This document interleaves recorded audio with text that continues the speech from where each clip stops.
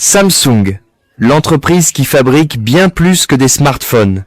Imagine une entreprise capable de fabriquer le téléphone que tu tiens dans ta main, mais aussi des gratte-ciel, des navires géants, des moteurs d'avion, des semi-conducteurs et même de participer à des programmes de défense. Cette entreprise existe et son nom est Samsung.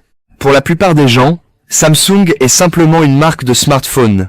Pourtant, cette image est très loin de la réalité. En coulisses, Samsung est l'un des conglomérats les plus puissants de la planète, avec des activités qui touchent presque tous les secteurs stratégiques. Tout commence en 1938. À cette époque, Lee Byung-chul fonde une petite société de commerce en Corée. L'entreprise vend principalement des produits alimentaires et exporte des marchandises locales. Rien ne laisse penser qu'elle deviendra un jour un empire industriel. Après la guerre de Corée, Samsung commence à se diversifier. Le groupe investit dans le textile, l'assurance, la distribution, puis, dans les années 1960, fait un pari décisif, l'électronique. Ce choix va transformer l'entreprise. Aujourd'hui, lorsque l'on pense à Samsung, on pense immédiatement aux téléviseurs, aux smartphones ou aux écrans. Pourtant, cette activité ne représente qu'une partie d'un ensemble beaucoup plus vaste. Samsung est également l'un des plus grands fabricants mondiaux de puces électroniques. Et il y a une forte probabilité que certains composants de ton téléphone, de ton ordinateur ou même de ton véhicule aient été produits par Samsung, même si le logo n'apparaît nulle part. Mais ce n'est que le début. Le groupe possède aussi une division spécialisée dans la construction. Cette filiale a participé à des projets parmi les plus impressionnants du monde, notamment des gratte-ciel emblématiques et d'immenses infrastructures. Samsung est également un acteur majeur de la construction navale.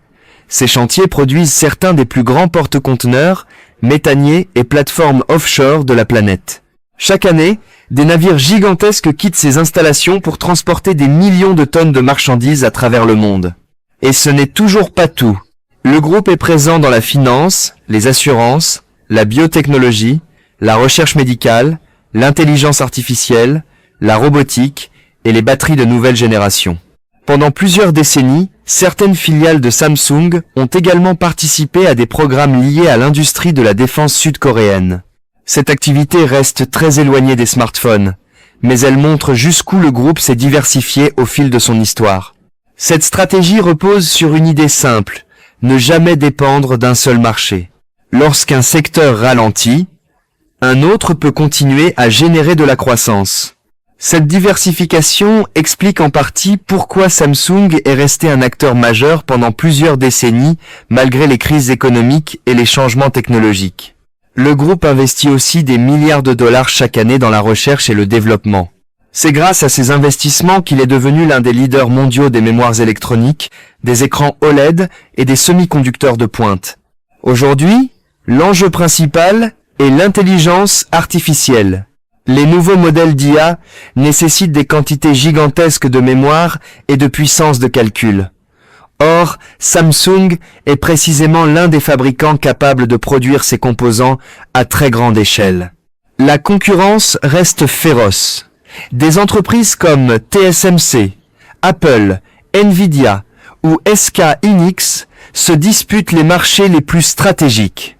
Pourtant, Samsung continue d'investir massivement pour conserver sa place parmi les géants de l'industrie mondiale. Ce qui rend Samsung fascinant, ce n'est pas seulement sa taille, c'est sa capacité à évoluer sans cesse. En moins d'un siècle, une petite société de négoce est devenue un conglomérat présent dans des dizaines d'industries différentes, jouant un rôle majeur dans l'économie mondiale. Alors, la prochaine fois que tu verras le logo Samsung sur un smartphone ou une télévision, rappelle-toi qu'il ne représente qu'une infime partie d'un empire industriel bien plus vaste que ce que la plupart des gens imaginent.